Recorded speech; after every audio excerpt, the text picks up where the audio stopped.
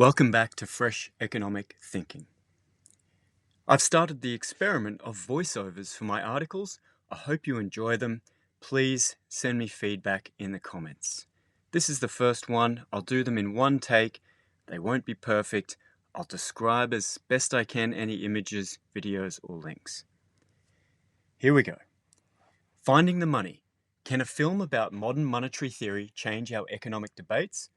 Or does it lead us back to many of the same tricky trade-offs? I'm not an economist who follows a particular school of thought. Schools of thought usually coalesce around a single powerful insight, and I think we should be able to synthesize the best insights from many different schools of thought. Modern monetary theory is one school of economic thought. I've found enormous value in it. Rigorous attention to banking, money and payment flows is central to MMT, but too often overlooked by most economists, leading to many logical problems in their reasoning and policy advice. For example, that we can pre-save using financial instruments to fund, in inverted commas, retirements in aggregate. I credit MMT, advocates, academics and writers for stimulating my interest in central banking and money creation, and for my habit of looking at both sides of every balance sheet. This corrected many of the wrong ideas I held about these topics that I picked up during my economics study and which are pervasive today in the policy discourse. Even central banks are trying to improve on this failure of the economics discipline. As the Bank of England explained 10 years ago, and I'm quoting, "The reality of how money is created today differs from the description found in some economic textbooks. This article explains how, rather than banks lending out deposits that are placed with them, the act of lending creates deposits, the reverse of the sequence typically described in the textbooks. While the money multiplier theory can be a useful way of introducing money and banking in economic textbooks, it is not an accurate description of how money is created in reality. As with the relationship between deposits and loans, the relationship between reserves and loans typically operates in the reverse way to that described in some economics textbooks." End quote. That was a bunch of quotes from the Reserve Bank of England, the Central Bank of England, sorry. I now incorporate a proper accounting of money creation into my teaching, using these central bank documents as resources, such as this paper from the Reserve Bank of Australia. And of course, there's a hyperlink there to that paper. Of course, I don't think MMT provides a complete description of economics, and I have disagreements about some policy prescriptions that tend to travel with it. And there's a footnote there that talks about job guarantees, which can seem like workfare and don't seem related to the important core observations about money. So, where was I? With that in mind, I want to offer my thoughts on a new MMT film called Finding the Money, a riff about how to respond to the political question of where will we find the money? Before I get into my notes on the film itself and its big ideas, the image below shows the upcoming Australian film tour dates. Click it to be linked to the tickets. Obviously, you'll have to go to the website to read that. I'll be attending the Brisbane event on the 10th of March 2024. This section's called The Film's Big Ideas, and I actually dig into a lot of big economic ideas about money here. Let's go. What Finding the Money does well is articulate the nature of money as a debt relationship, an IOU, not a type of good or token. And in parentheses, as I have previously explained here, and there's a link to a previous article about money as a relationship, an accounting relationship, not as a token. This is important. Finding the Money goes into depth about the origins of money and the need for some kind of social authority to enforce the value of a unit of measurement of the IOUs that circulate as money. This origin story is valuable for helping people change the way they think of money. It helps to then take the next step in understanding that just like a government bond is a debt to the issuer and an asset to the holder, like any IOU, so too are money deposits held in banks a debt to the issuer, whether that's a private bank or the central bank, and an asset to the holder. The symmetry is a crucial insight, and the film reiterates it multiple times.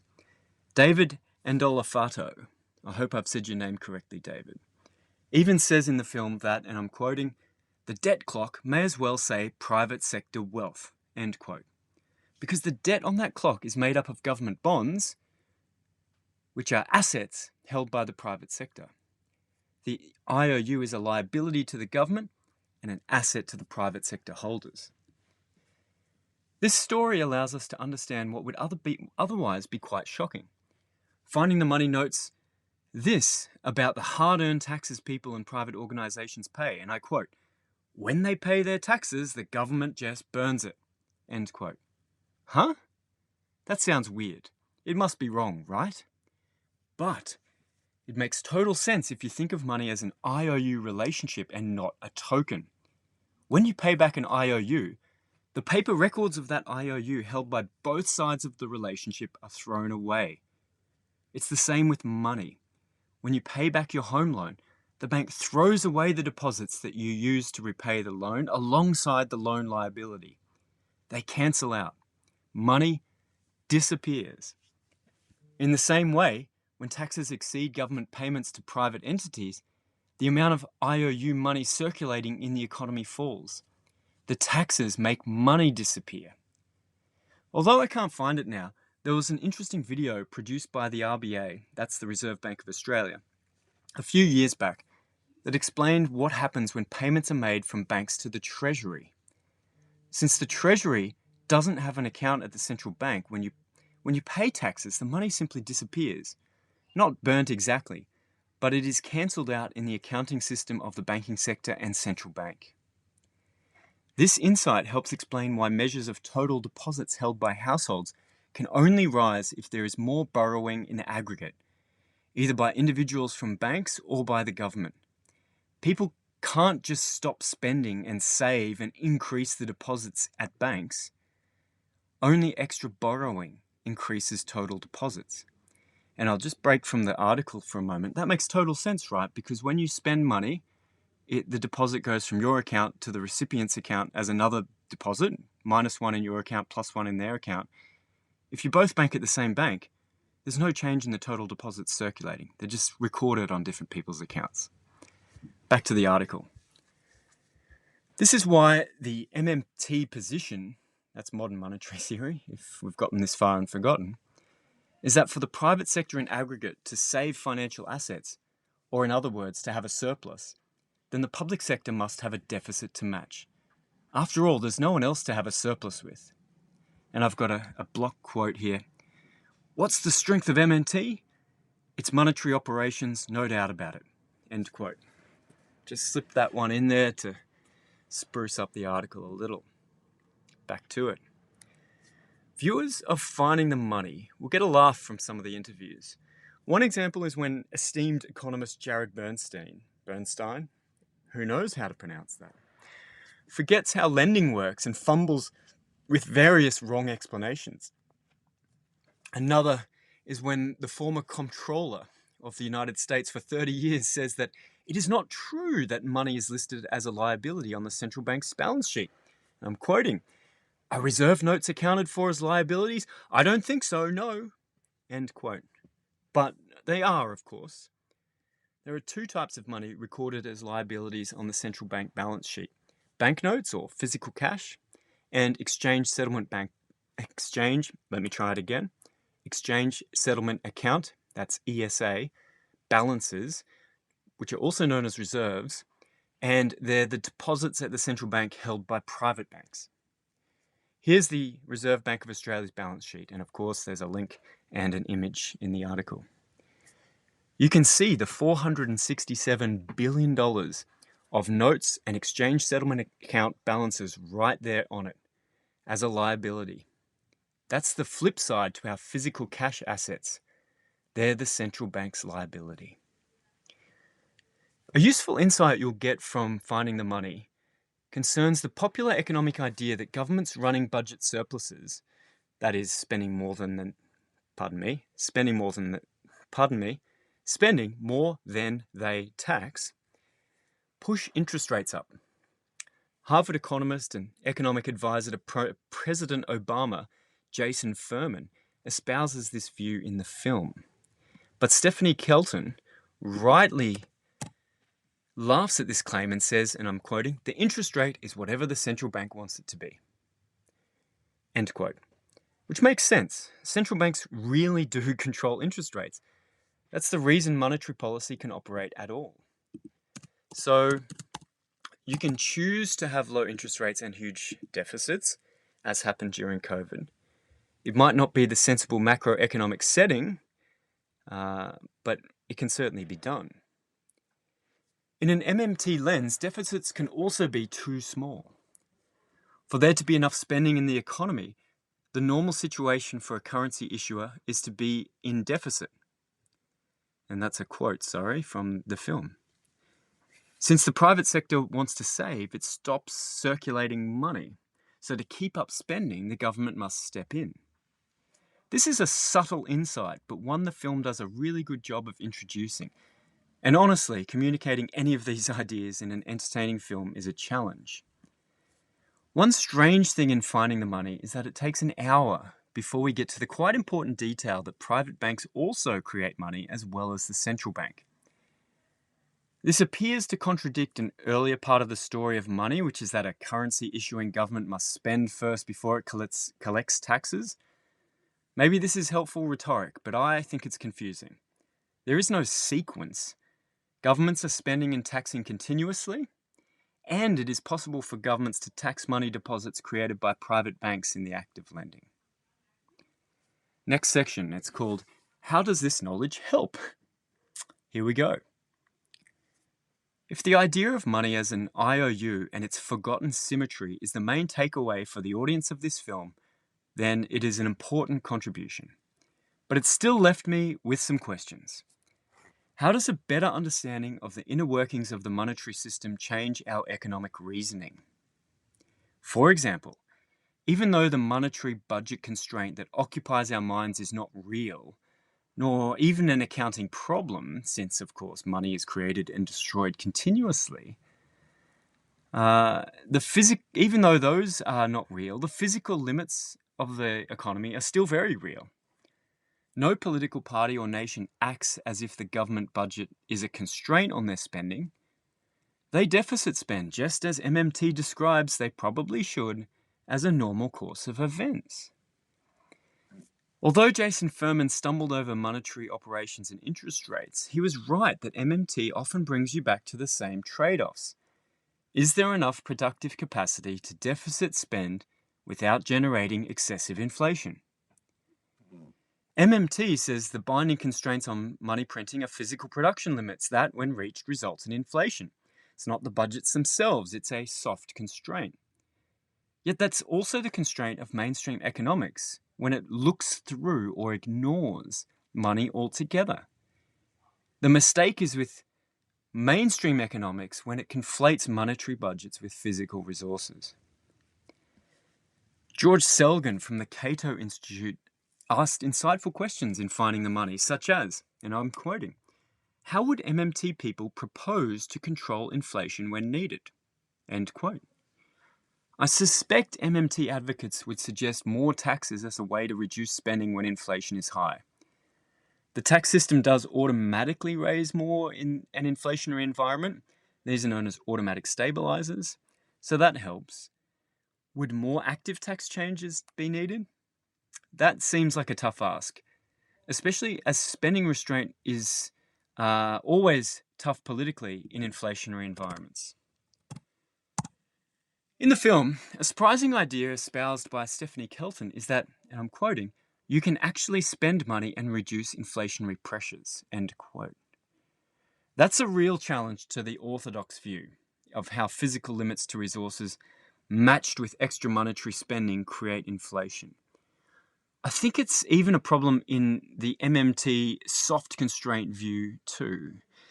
How does knowing monetary operations make this make sense? Another guest in Finding the Money, Fidel Kaboub, I hope you've pronounced your name correctly, expands on this logic, and I'll quote Fidel. "Money that builds new capacity in mass transit and converting to 100% renewable energy, So housing, healthcare, energy and transportation. The Green New Deal includes those areas specifically not because it's the favourite shopping list of the progressive movement, but because these are sources of inflation. We're going to include them in the Green New Deal because that's how you increase availability and reduce cost. End quote. This seems wrong to me because it overlooks the interrelationships in the economy. The spending required to build mass transit or green energy or whatever else is packaged up in this policy prescription. That spending still requires people and resources to be taken from elsewhere in the economy. So, and it's also inconsistent with the answer to the next question in the film. And I'll quote again. Lua, I forgot who that was in the film, says, "But what if we want to increase government spending and the economy is already at full capacity?" Stephanie Kelton responds in the film, "Then they have to be freed up or created. How do you do that?" End quote. So here we get to the nuts and bolts. If you want to spend money on something, you need to free up the resource inputs, that's physical, real resources, people, machines, equipment, land, buildings, etc., from elsewhere. The hard budget constraint, the accounting budget, where's the money, says you do that by spending less on other things. The MMT solution gets to the same outcome, but with the addition of noting that improving productivity is another way to free up humans and other resources. But isn't this also the standard economics view? Let me get into more detail here. If we want a big government spending program, such as a large welfare change, this will need taxes to fund it, regardless of what you think of MMT.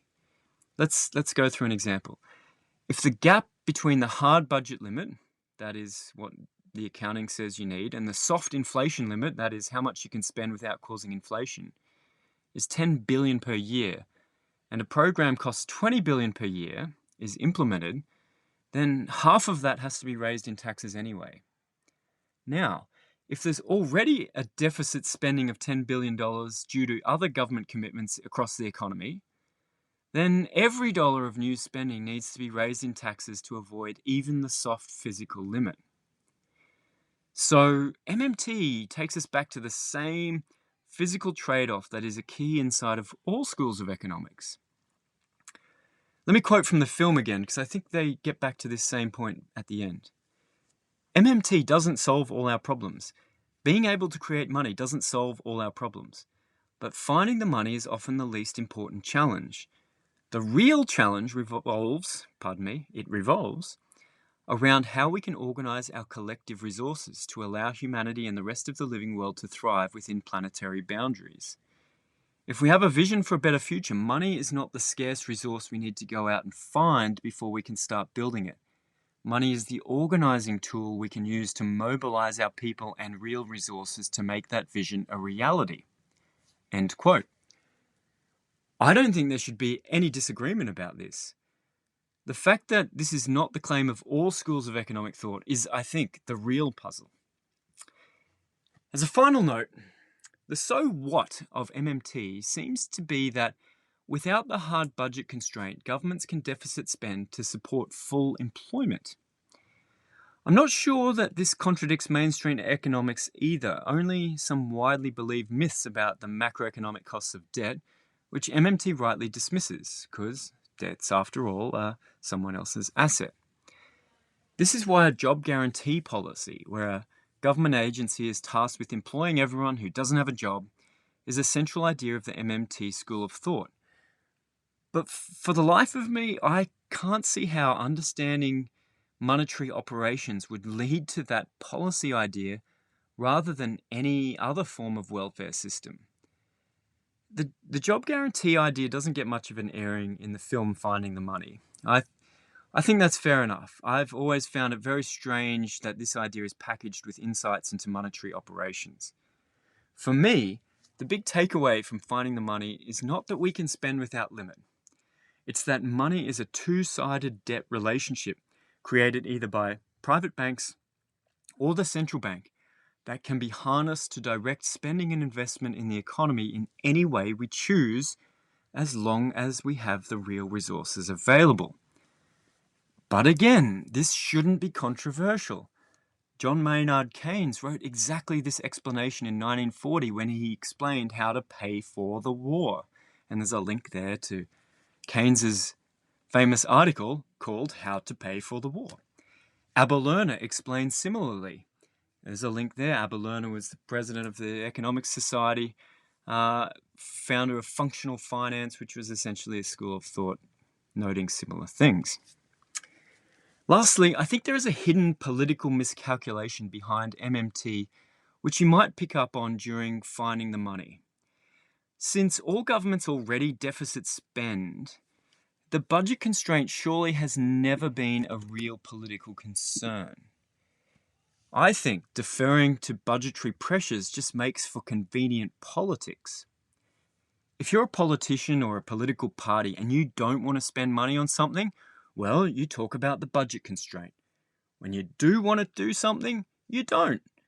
It avoids the important discussion about social priorities that your side of politics might risk losing.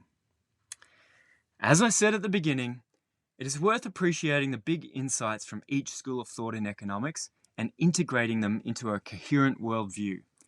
The film Finding the Money communicates in a surprisingly effective way some of the key insights from modern monetary theory, and I highly recommend it for that reason. Thanks again for listening. Any comments, suggestions for improving voiceovers and anything else, please put them on the website. Thanks very much.